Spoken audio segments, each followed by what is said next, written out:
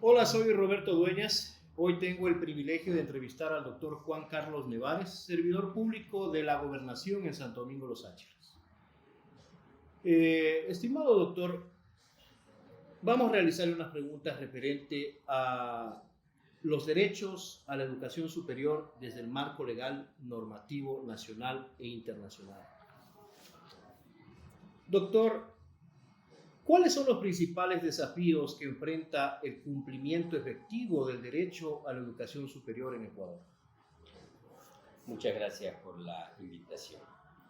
Bueno, yo creo que para responder esta pregunta y otras asociadas, es importante partir del reconocimiento de un Estado constitucional de derechos, plasmados en la Constitución de Montecristi del 2008, que responde precisamente a un catálogo de derechos que están vigentes y consignados, particularmente en el título 2 y 3 de esta Constitución, que es una Constitución garantista de derechos.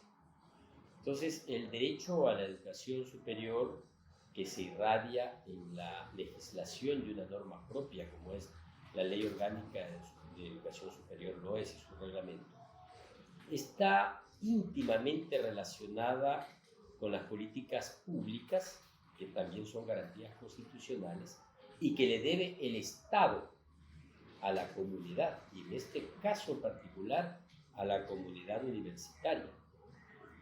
La construcción, implementación y evaluación de políticas públicas son un derrotero particularmente de la CENACID y de sus entes rectores como el CES y el CEACES. Y claro que estas políticas públicas nacen del Plan Nacional de Desarrollo. Este Plan Nacional de Desarrollo que está vigente 2024-2025 para el gobierno que me ocurre. Entonces, el Plan Nacional de Desarrollo está articulado inexorablemente a la Constitución de la República, decía en el título 3 de las garantías constitucionales, a decir del artículo 85 de las políticas públicas. Cuando a un estudiante se le pregunta qué son las políticas públicas, la primera respuesta que debe dar es que son garantías constitucionales. ¿Cuáles son los derroteros?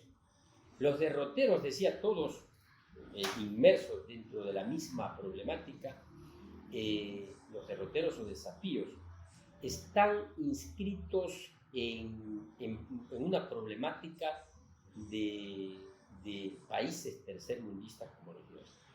La cuestión económica financiera, la falta de accesibilidad, no logramos todavía entender y concatenar algunos elementos como es la inclusividad. Una educación inclusiva es fundamental en el proceso de reestructuración de la educación superior.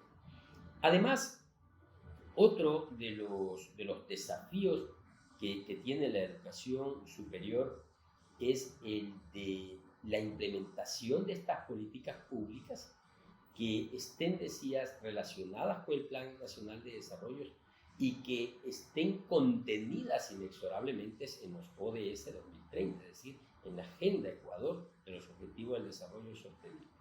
Quien no mira eso dentro de una planificación tanto macroeconómica y micro dentro del Estado de Derecho, no podría descifrar los verdaderos productos de a dónde quiere llegar una educación superior.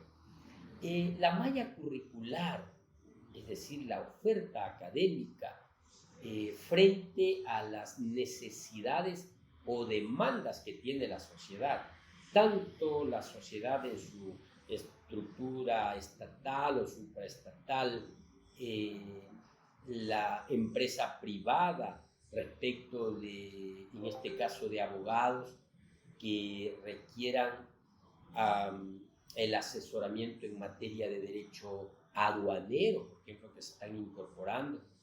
En el caso particular de Santo Domingo, por ejemplo, no cabe una especialización en derecho aduanero porque no tenemos un paso, un puerto donde tengamos necesidad. Pero sí podría prepararse un abogado en derecho aduanero en Santo Domingo para que pueda irradiar y desempeñarse en otras aristas del derecho interno. Entonces, estos desafíos son importantes ponerlos en el tapete de la discusión y el debate en la efeméride nacional.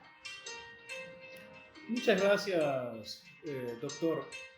¿Cómo ha evolucionado el derecho a la educación superior en Ecuador en los últimos años?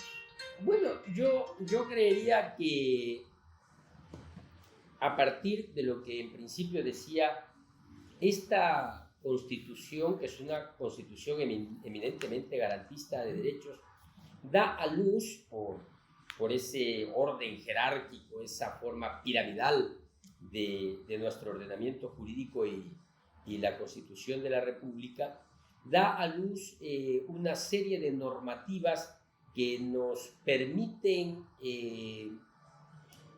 atender a todo ese catálogo de derechos y no se queda suelto, no se queda en la indefensión tanto la universidad como institución que la conforman precisamente los estudiantes universitarios. Pero allí hay otros elementos complementarios como son la forma como ha evolucionado la universidad privada. ¿Qué ofrece la universidad privada frente a especializaciones o especialidades como la que le acabo de nombrar dentro del derecho aduanero, el derecho societario, hoy por hoy los derechos humanos y la justicia constitucional? En la pregunta que se acaba de plantear en la reforma, en la consulta popular y la enmienda constitucional o referendo, se hacía alusión, por ejemplo, al arbitraje internacional, justamente en esta materia de inversiones, hablando un poco de deuda externa y cómo los empresarios foráneos o la inversión extranjera piensa o cree poder radicarse en un país como el nuestro, donde exista suficiente seguridad jurídica para invertir, para depositar sus dineros y crear empresa, y crear producción y crear empleo además. Pero es indiscutible que el desarrollo, el progreso del derecho, habida cuenta de que vivimos en una transnacionalización de la investigación científica y de la academia, no se queda atrás en el Ecuador. Hoy las universidades en su malla curricular apuntan precisamente a eso. Y que claro, estos nuevos jóvenes, estos nuevos talentos de la abogacía, se conviertan mañana en legisladores de la patria y vayan a proponer, juntamente con las instituciones del Estado, con la empresa privada, con las organizaciones sociales, vayan a proponer proyectos de ley que dentro del derecho parlamentario se constituyan en un acicate para fortalecer las estructuras educativas de la educación superior. Yo creo que la LOES constituye un avance fundamental dentro del progreso que tiene el derecho en materia de educación, y transversalmente hay otras asignaturas del derecho que pudiesen y de hecho complementan a la evolución positiva del derecho en materia de educación superior. Muchas gracias, estimado doctor Nevares. Ha sido un verdadero placer tenerlo en esta entrevista. Su conocimiento y experiencia han proporcionado una visión invaluable sobre los derechos de la educación superior. Continuaremos explorando temas relevantes de la academia legal en futuras entrevistas. Hasta entonces, soy Roberto Dueñas, deseándoles a todos un buen día. Hasta la próxima.